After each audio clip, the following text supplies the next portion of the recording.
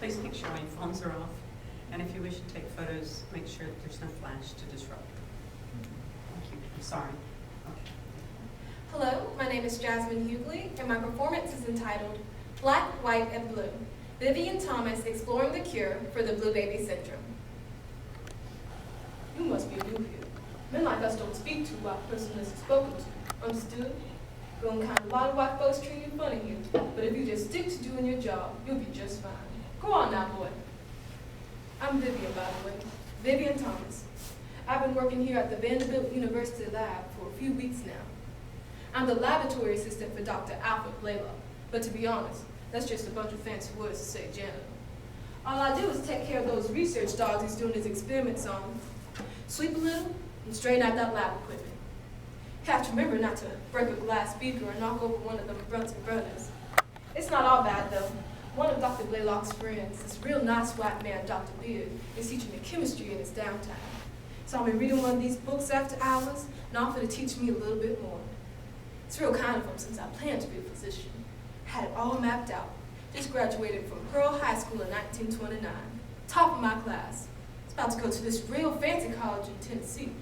But you know that doggone bank closed because the stock market crashed in 1930? Had all my money in it. 7 years of carpentry. Just gone. Here it is 1931, and it's like I'm starting all over. But as long as I can provide for my wife, Clara, everything should be just fine. A few months after working for Dr. Blaylock, I learned chemistry and biology from Dr. Beard. Now I was also reading books on statistics and anatomy and physiology. Any books I could get my hands on, I would read. So I started to notice and understand the things Dr. Blaylock was working on. One day I asked him a few questions, and he was just so surprised by my knowledge and understanding that he offered to teach me a little bit more. Taught me about surgical techniques, of course what he was working on, which was the cause of shock. During the day we started to explore the topic of basic surgical techniques, like taking a needle driver and inserting sutures or closing an open wound in a research dog.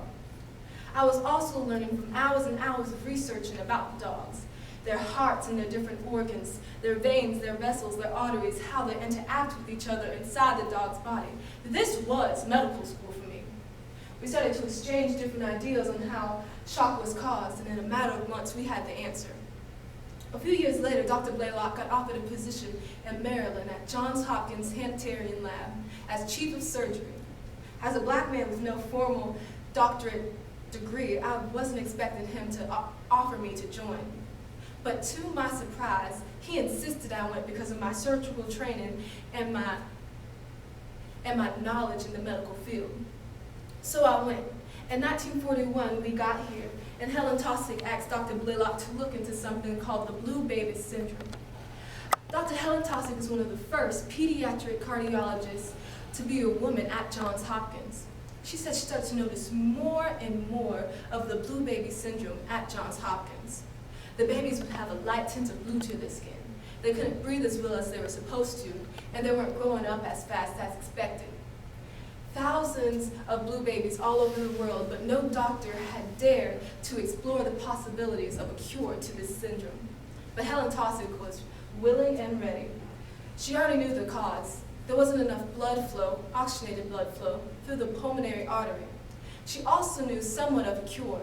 She wanted to make a pathway between the lungs and the heart to help aid the pulmonary artery do its job. All she needed was Dr. Blaylock, and of course that meant me too, to help figure out the surgical details of this difficult procedure.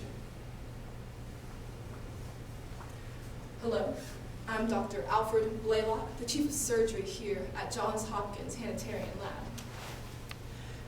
Finding the cure for the Blue Baby Syndrome was a difficult task. First, we had to replicate the syndrome into one of our blue baby research dogs.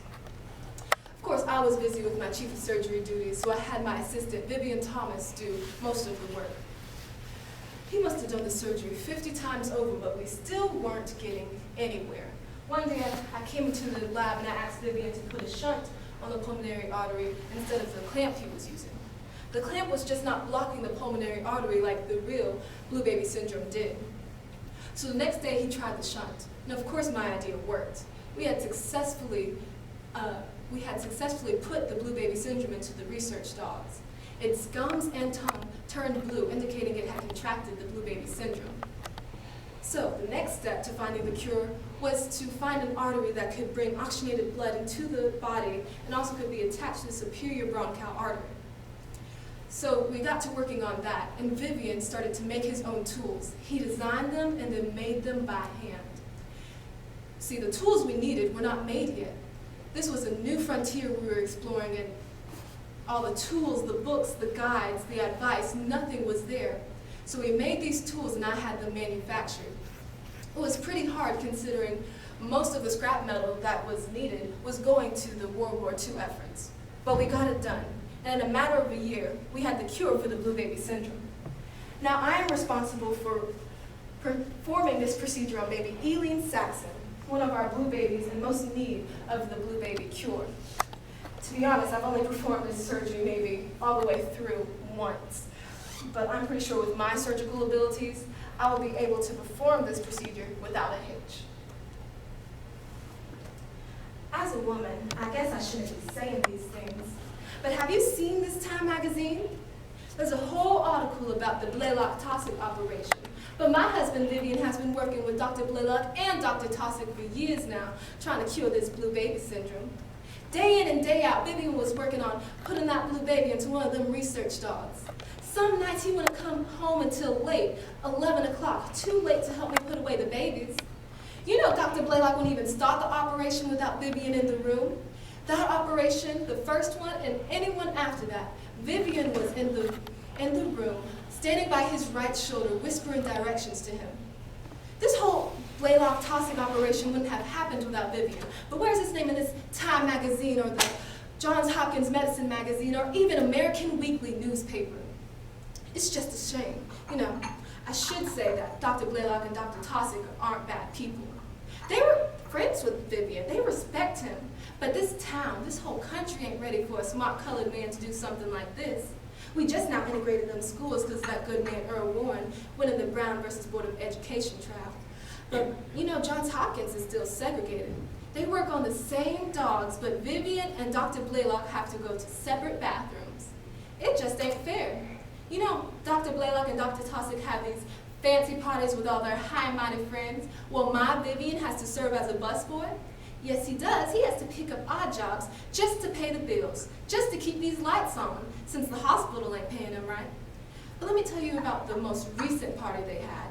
It was a gala celebrating all of Alfred Blaylock's many achievements. 500 people invited, but my Vivian wasn't on the guest list. Why? Because colored people can't walk through the front doors of this prestigious hall. So, the people at Johns Hopkins set it up so he could watch it from the back. You see, at Johns Hopkins, the doctors respect him. He is a teacher and a mentor. But as soon as he walks out of those Johns Hopkins doors, he's no longer that teacher or mentor. He's just another black man who can't enter through the front doors. I always tell my children, if they do something good in life, that they shouldn't expect something in return. You're supposed to do good things. So when Johns Hopkins gave me this honorary doctorate and made my portrait, I can't help but thank them. I felt like I got enough reward when I saw those sick, fragile blue babies walk in through the front door, get cured, and leave happy children, full of joy, being able to participate as a child again. So I can't help but thank Johns Hopkins for giving me this honorary doctorate and giving me this portrait, having it made. 24 years ago when I started working here, I never would have thought that I would have this portrait hung in the prestigious halls, next to all these great doctors, next to my good friend, Alfred Blaylock.